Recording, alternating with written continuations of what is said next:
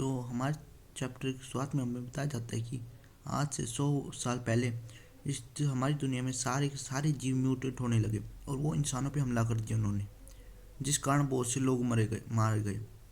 पर बाद में इसी म्यूटेशन के कारण इंसानों में भी पावर आई, जिसके कारण वो अपने टैलेंट के बलबूते पर इंसानियत को बचाने लगे।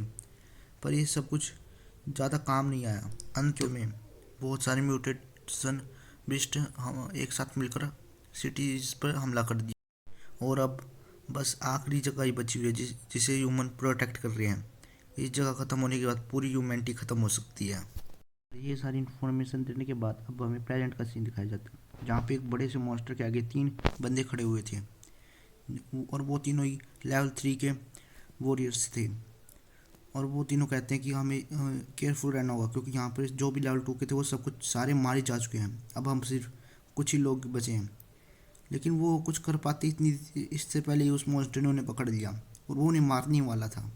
लेकिन तभी एक लाइट की तरह कोई बंदा आता है और उस मॉन्स्टर को अकेले ही टुकड़ों में काट के रख देता है और वो तीनों भी बच जाते हैं।